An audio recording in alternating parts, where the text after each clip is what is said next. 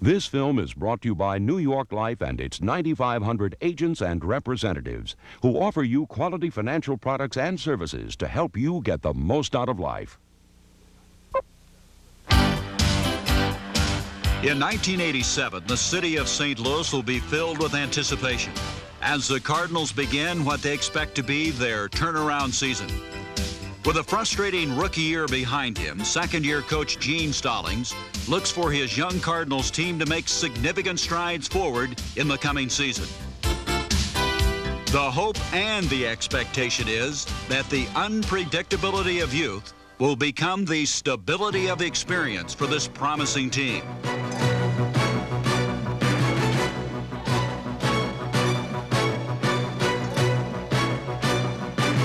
With 22 players having 2 years or less of NFL action on its final 45-man roster, the Cardinals fielded one of the league's youngest units.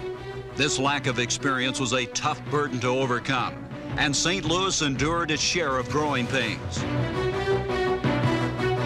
Yet, despite the disappointing one-loss record, 1986 was a season when changes were made and challenges met throughout the entire ball club.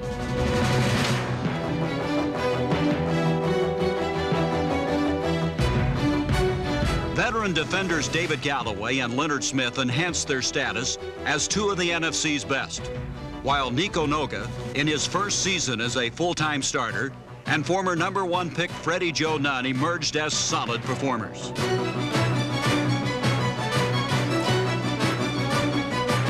On offense, there was a changing of the guard at halfback, where Stump Mitchell took his outstanding all-around skills into the starting lineup on a permanent basis. It's an offense possessed of several big play people, capable of exploding into high gear at any time. The challenge in 1987 is to gain the consistency that produces winning efforts.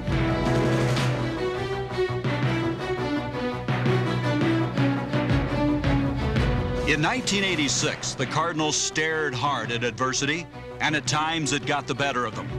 But there's no doubt that the 1987 St. Louis Cardinals will be better prepared to answer the call of victory. Gene Stallings is an intense competitor, a man of action, and you can rest assured that the Cardinals are heading in the right direction.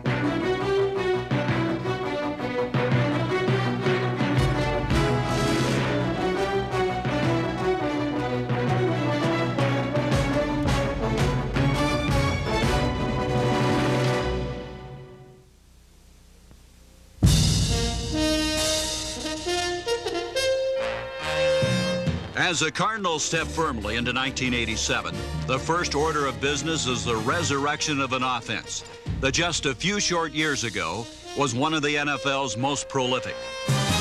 The personnel remain: quarterback Neil Lomax, running backs Stump Mitchell and Earl Farrell, and wide receiver Roy Green. The offensive line holds the key: veteran standouts Joe Bostic and Luis Sharp, joined by Mike Ruther, Gene Chilton, Lance Smith, Ray Brown, Tootie Robbins, Derek Kennard, and the returning Doug Dawson must perform well for the Cardinals' offense to soar.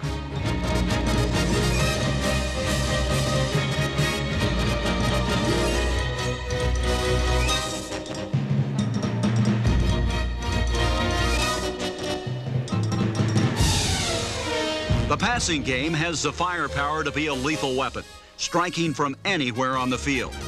And in 1987, for the first time in 2 seasons, Roy Green will be completely fit, once again doing damage to opposing secondaries. The receiving corps should be a Cardinal strength this season. There's proven talent and a wealth of potential. Troy Johnson, number 87, was signed as a free agent last year, and the Swift rookie displayed a toughness and grit that matched the glitter of his exceptional speed.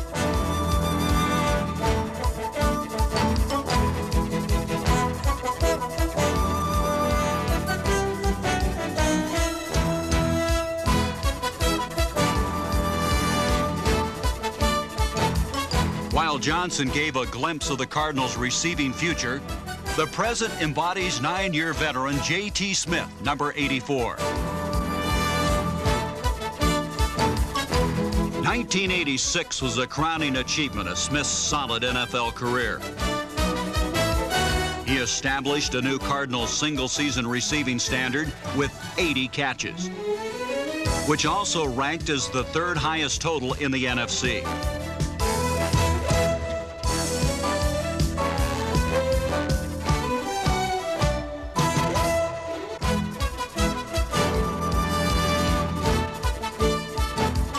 Smith's milestone season was a product of a remarkable consistency. As a sure-handed receiver, caught 4 or more passes in all but 2 games.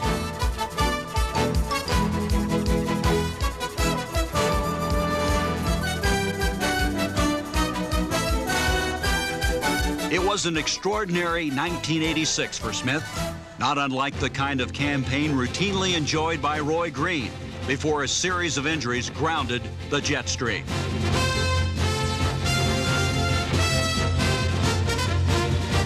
But the spectacular number 81 is now healthy, ready to take off once again as one of the NFL's most feared deep receivers. At his best, nobody does it better than Roy Green.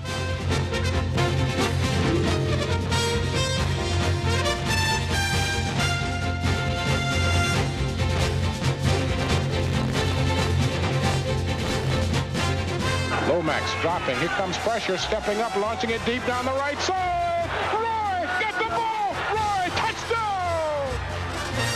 Lomax dropping, got some time. Steps up, launches the bomb deep down the right side for Roy. Touchdown.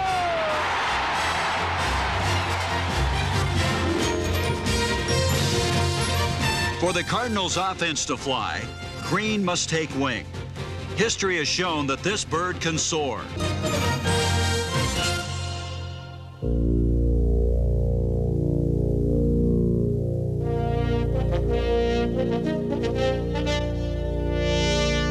While Roy Green looks to recapture an unparalleled past, Stump Mitchell anticipates a future that now seems limitless.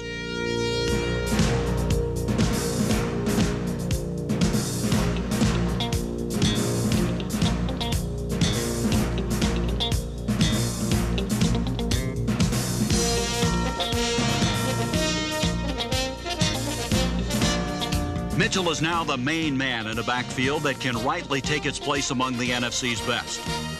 The fullback is Earl Farrell, number 31. This 6-year veteran is one of the most underrated performers in the league. Last season, Farrell combined for nearly 1,000 yards rushing and receiving. His 56 receptions ranked 3rd among NFC running backs and was the most ever by a Cardinal fullback.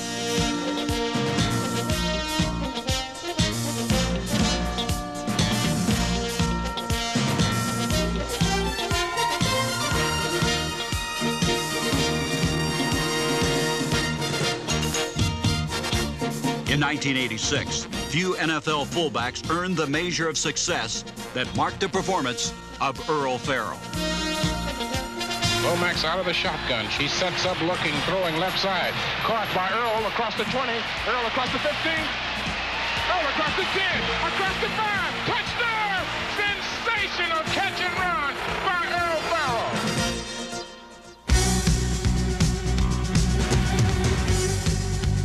1987 could well be the coming-out party for Stump Mitchell. For the first time, number 30 enters the season as the acknowledged number 1 back.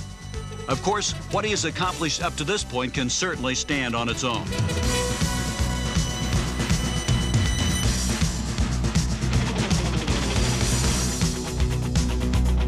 Mitchell's career rushing average is over 5 yards per carry. In 1985, in only 8 starting assignments, the little dynamo juked his way for over 1,000 yards. Last year, he rose above an assortment of injuries to continue to emerge as one of the NFL's most versatile backs.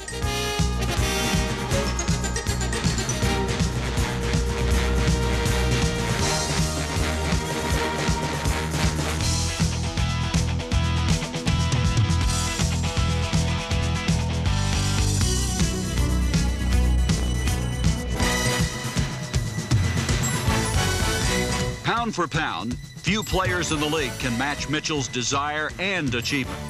At 5'9" and 190 pounds, this swift little man accepts the challenge of competition as well as anyone.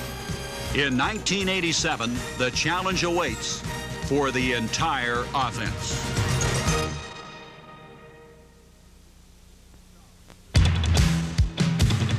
Gene Stallings is the kind of man who refuses to let adversity drag him down. He's a fighter, self-assured and confident in his approach to winning.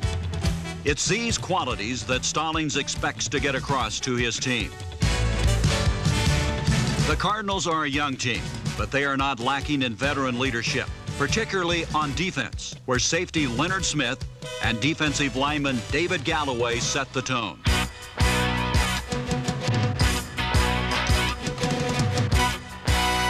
Entering his 6th season, Galloway is the cornerstone of the Cardinals' defensive line.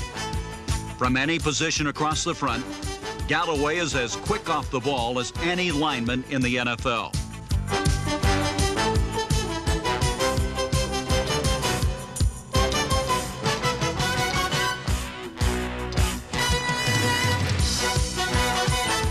While Galloway flirted with All-Pro honors last season, Smith reached out and grabbed them with a vengeance.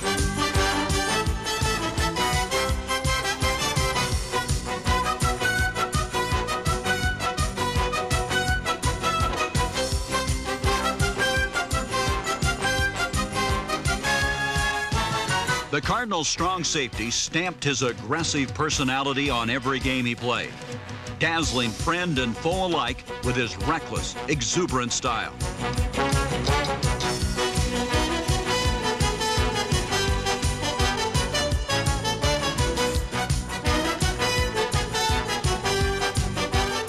Few defenders are as versatile as Smith. His exceptional all-around ability and never-say-die attitude translated into a team-leading 119 tackles, 3 forced fumbles, and 5 quarterback sacks.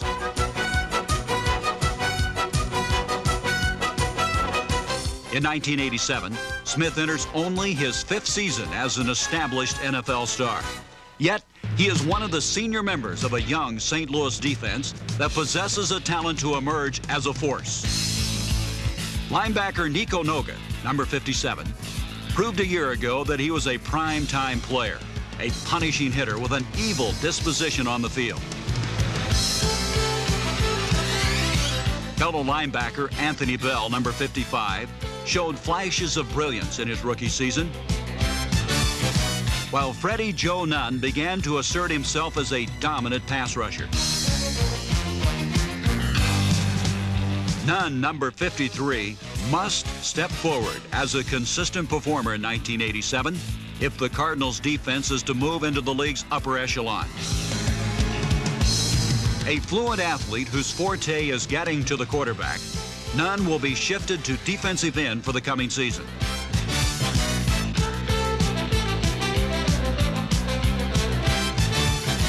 While the Cardinals figure to be formidable at linebacker, contributions must come from other areas as well. Bob Clasby, number 79, displayed the resolve and tenacity needed to earn a place on the defensive line. From his defensive end position, Bubba Baker, number 60, led St. Louis in sacks, and his pass rushing ability will be an integral part of the Cardinals' improved look. In the secondary, youth and inexperience will soon give way to a confidence born of outstanding achievement. A year ago, Lonnie Young, Wayne Smith, Cedric Mack, and rookie Carl Carter helped shape a pass defense that ranked number 1 in the NFL.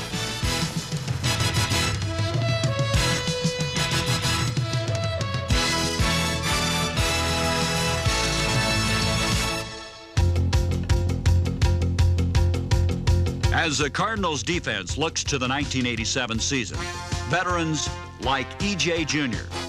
have to take charge and demand from the rest of this young defense that they give all of themselves week in and week out. The talent is here. The defense has what it takes to become one of the NFC's finest.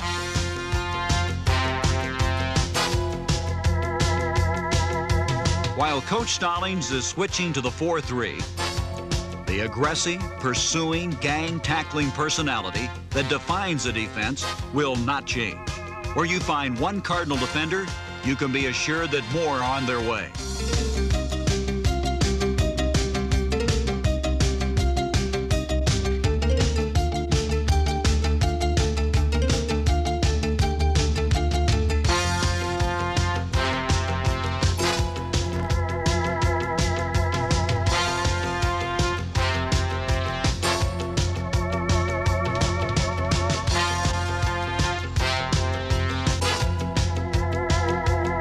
The ingredients for success are all there. How they're mixed together will go a long way in determining just how good this defense can be. One thing is certain, everyone is looking forward to the new season with a feeling of optimism.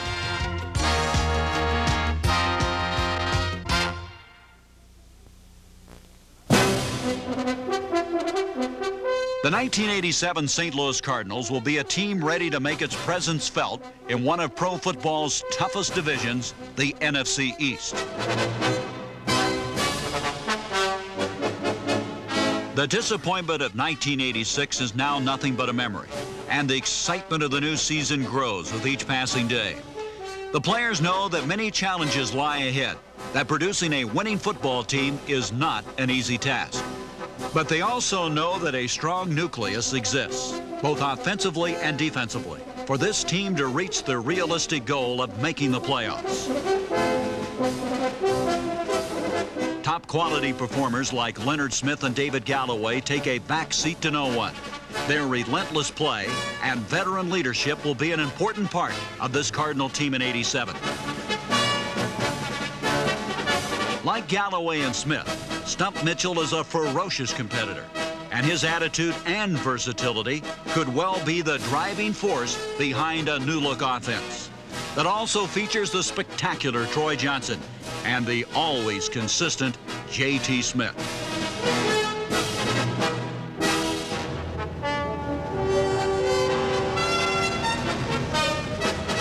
While Pro Bowler Ron Wolfley made his mark, the special teams needs to improve. But even here, optimism prevails. John Lee, the second-round draft choice a year ago, struggled early, but then improved dramatically. He converted 6 of his final 7 field goal attempts and enters 1987 with the confidence that all place kickers must have. Amidst the frustration of 1986, the Cardinals found a gem in their 10th-round draft pick of a year ago, Tonga native Vai Sikahema, number 36.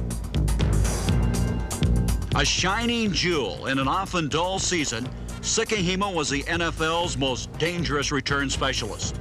He led the NFC in punt returns, and as a result, was elected to the Pro Bowl in his rookie season.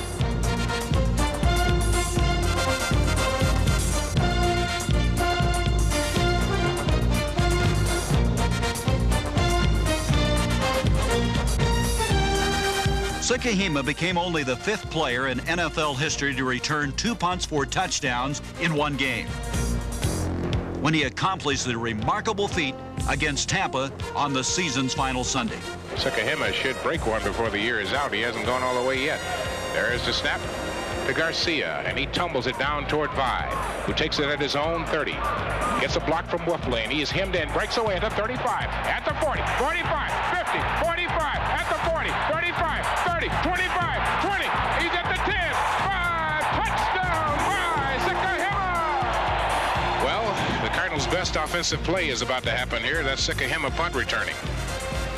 A try return right as he thumps it not very well. The Sikahema takes it at the 40, 45, at the 50, 45, 40, 35, 30, 25, 20. He's at the 10, 5, touchdown!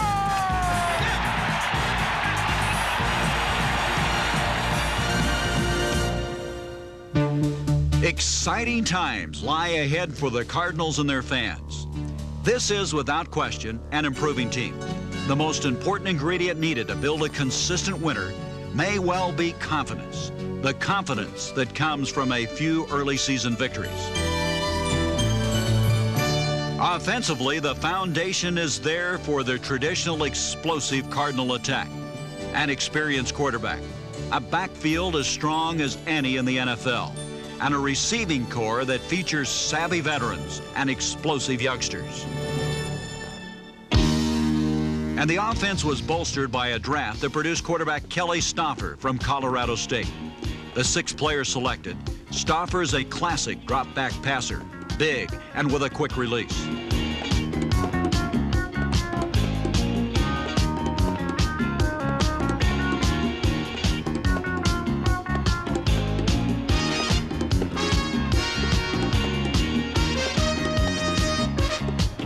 With their 3rd pick, St. Louis looked to further improve their offense. Tight end Robert Awalt from San Diego State was a choice, and this tough kid with a guaranteed grip may well earn a starting position.